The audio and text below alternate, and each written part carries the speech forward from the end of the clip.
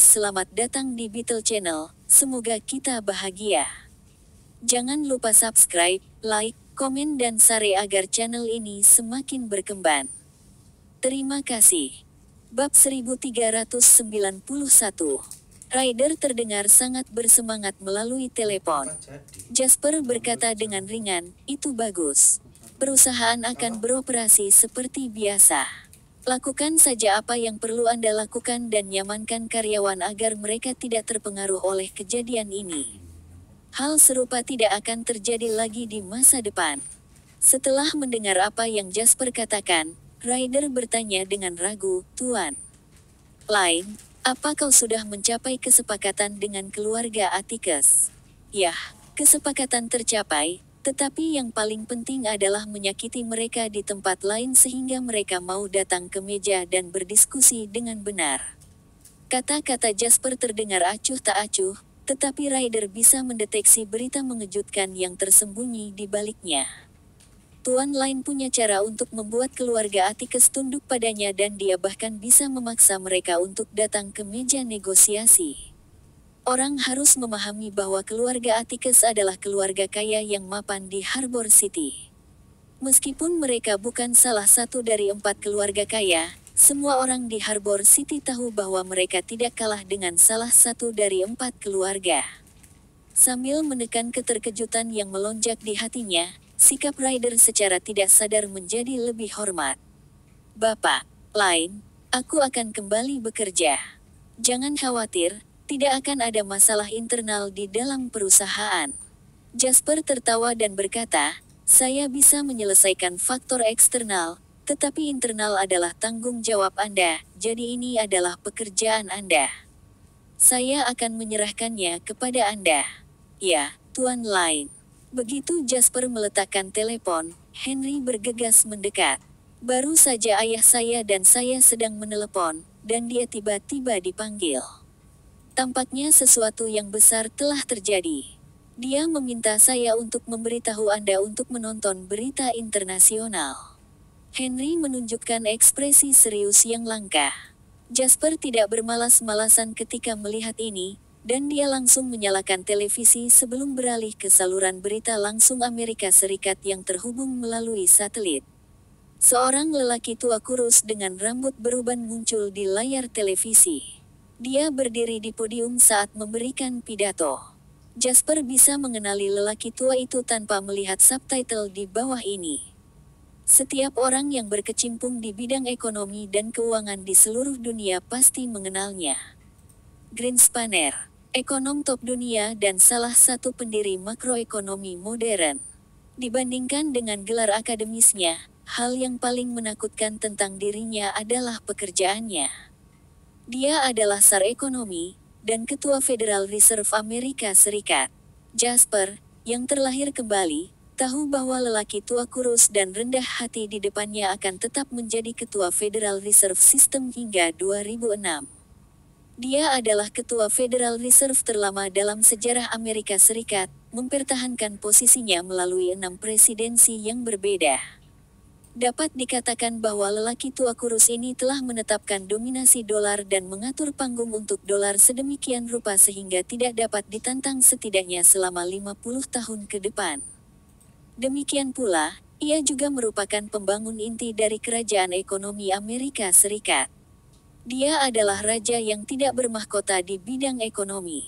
Pada saat ini, Greenspanner, yang mewakili hegemoni ekonomi Amerika Serikat, melangkah untuk memberikan pidato publik. Amerika Serikat pasti telah memutuskan serangkaian kebijakan ekonomi. Bukan tidak realistis untuk mengatakan bahwa semua uang panas dari institusi yang tersebar di seluruh dunia memperhatikan pidato publik ini pada saat yang bersamaan. Namun, ekspresi Greenspanner terlihat serius dan muram. "Setelah rapat gabungan, kami mencapai kata sepakat.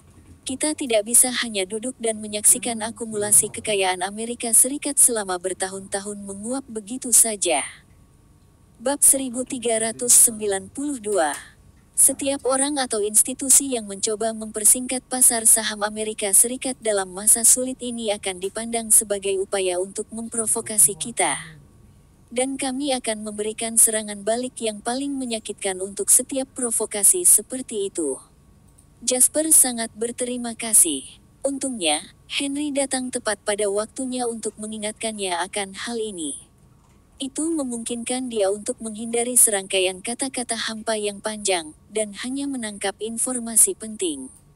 Amerika Serikat akan melakukan penyelamatan pasar. Henry menoleh dan bertanya pada Jasper. Ketika datang ke ekonomi, Henry tahu bahwa dia tidak akan sebaik bahkan sehelai rambut di kepala Jasper bahkan jika 100 dari dia ditumpuk bersama-sama, jadi dia bahkan tidak memikirkannya sebelum mengajukan pertanyaan. Ini adalah indikasi yang sangat kuat, dan dia tampak tegas tentang hal itu. Jasper menyipitkan matanya dan tampak serius. Dia tahu bahwa pejabat Amerika Serikat pasti akan melakukan penyelamatan pasar. Namun, ingatannya tentang bagaimana dan kapan Amerika Serikat melakukan ini di kehidupan sebelumnya agak kabur. Jadi apa yang akan dikatakan Greenspanner selanjutnya akan sangat penting. Karena itu, mari kita tunggu dan lihat, dia harus segera mengumumkan rencananya. Benar saja, Greenspanner tidak membiarkan Jasper dan Henry menunggu terlalu lama sebelum langsung mengumumkan sederet rencana. Kebijakan keringanan pajak dan preferensi biaya untuk merangsang perusahaan fisik tidak ada hubungannya dengan Jasper. Karena itu, dia tidak terlalu memperhatikannya. Yang benar-benar menarik perhatian Jasper adalah dua tindakan berikut. Kami akan meningkatkan standar dan persyaratan tinjauan pasar saham Amerika Serikat untuk personel dan institusi asing yang memasuki pasar. Selain itu, kami akan secara komprehensif mengurangi suku bunga pinjaman acuan dan rasio giro wajib minimum masing-masing sebesar 0,3 basis poin. Meskipun Henry tidak tahu banyak tentang makroekonomi, dia menyadari pentingnya kedua kebijakan ini dalam situasi saat ini. Apa yang dikatakan orang tua itu? Henry mempertahankan tradisi yang baik untuk mengajukan pertanyaan setiap kali dia tidak memahami sesuatu. Dia segera menoleh dan menatap Jasper sebelum bertanya. Melihat bahwa Greenspanner sekarang berbicara tentang beberapa kebijakan yang tidak relevan yang tampaknya tidak ada yang penting, Jasper juga menghela nafas lega. Tidak apa-apa, itu tidak agresif seperti yang diharapkan. Setelah dia mengatakan itu, Jasper berbalik untuk menjelaskan kepada Henry ketika dia melihat bahwa Henry tampak khawatir. Arti harfiahnya mudah dimengerti. Pertama, mulai mengontrol jumlah modal asing yang masuk ke pasar saham Amerika Serikat. Ini tak terelakkan. Meskipun metodenya agak ekstrim, dapat dimengerti untuk menggunakan metode yang luar biasa di waktu yang luar biasa seperti itu. Yang kedua, untuk mengurangi bunga pinjaman dan simpanan, khususnya yang terakhir. Ini untuk melepaskan simpanan sosial. Ketika orang menemukan bahwa tidak ada yang bisa diperoleh dengan menyimpan uang di bank, mereka secara alami akan mencari saluran investasi baru. Pasar saham akan menjadi pilihan terbaik mereka. Namun, agak kejam untuk mengurangi 0,5 basis poin hanya dalam sekali jalan. Jasper ingat bahwa di kehidupan sebelumnya, alasan mengapa insiden ini tidak berdampak signifikan pada ekonomi Amerika Serikat adalah karena serangkaian rencana penyelamatan sangat stabil dan tepat waktu. Namun, mereka masih menyebabkan beberapa riak. Misalnya, Federal Reserve Amerika Serikat secara keliru meremehkan dampak insiden ini pada ekonomi Amerika Serikat pada awalnya, sehingga badai berlangsung hampir seminggu sebelum mereka membuat rencana penyelamatan yang lebih efektif. Bab 1393. Mereka kemudian menggunakan cadangan nasional untuk memasuki pasar. Namun, Jasper sudah lupa jumlah spesifik yang mereka gunakan dan dari saluran apa mereka masuk. Tampaknya kehidupan ini tidak berbeda. Apakah itu akan mempengaruhi kita? Henry sangat prihatin dengan hal ini. Tentunya, jawaban Jasper membuat wajah Henry tiba-tiba murung. Tapi itu tidak terlalu serius. Itu hanya akan membuat kita sedikit kurang efisien. Kami akan tahu pasti kapan perdagangan dimulai besok. Jasper menghibur Henry. Langit menjadi cerah kembali. Saat itu, Jasper belum mengistirahatkan matanya selama hampir 70 jam setelah begadang selama 2 malam berturut-turut. Setelah mengusir Henry, Jasper tidak tahan lagi. Karenanya, dia mendapat jam 11 malam dan pergi tidur di ruang tunggu. Wendy mampir di tengah jalan, tetapi ketika dia melihat Jasper tertidur, dia segera berjalan keluar dengan tenang. Kemudian, dia mengatakan kepada orang-orang di luar untuk tidak mengganggu istirahat Jasper, tidak peduli siapa yang muncul. Ketika Jasper sedang tidur, ada orang lain yang tidak memejamkan mata selama beberapa hari tetapi masih tidak bisa tidur. Sialan, hanya itu. Fabian tampak jahat. Dia menatap marah ke televisi yang telah mengakhiri siaran langsung. Mengapa dia menanggung siksaan selama beberapa hari terakhir? Dia bertahan sampai rencana penyelamatan pasar Amerika Serikat diumumkan. Namun, rencana penyelamatan pasar diumumkan, tetapi tidak sehebat yang dia harapkan. Pada saat ini, dia sedikit gelisah. Itu mungkin karena dia tidak tidur selama beberapa hari, tetapi karena keadaan, Fabian menjadi sangat mudah tersinggung, terutama sekarang karena pasar sedang tidak bagus. Ini membuatnya semakin kesal. Setelah merenung sejenak, Fabian menekan kecemasannya dan memanggil ayahnya, Sawyer. Ayah, apa yang terjadi di Amerika Serikat? Apakah Anda memiliki pembaruan? Tanya Fabian langsung. Bukankah rencana penyelamatan sudah diumumkan? Sawyer bertanya dengan ringan.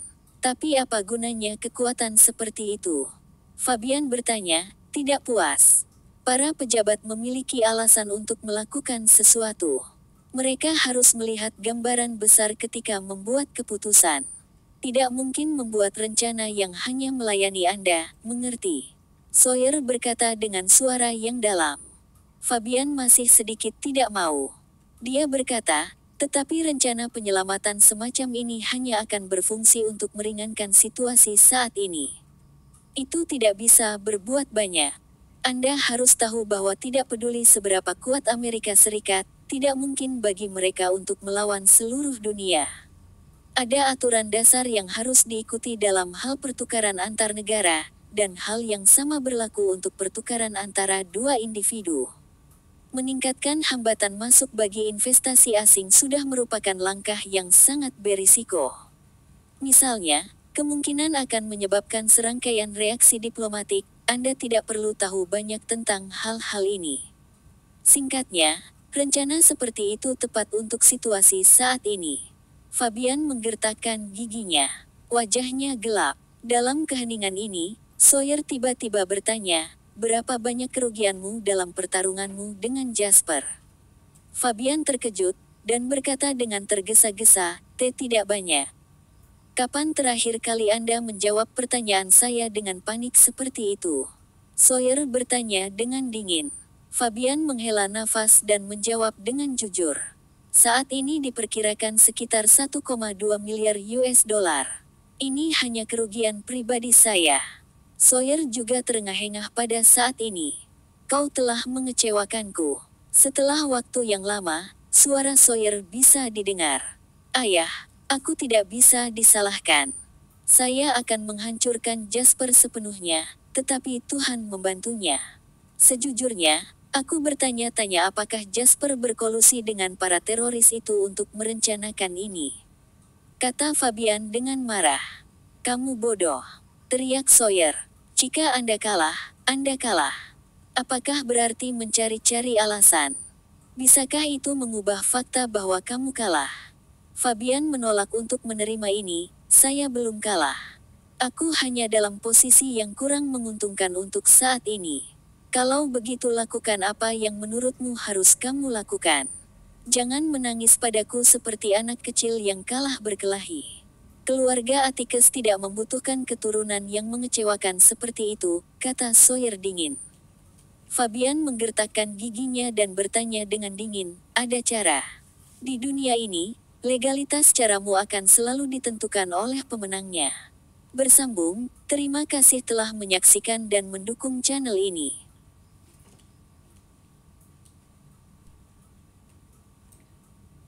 Oke, bahas Overlord rame banget. ya sing seneng bocah-bocah.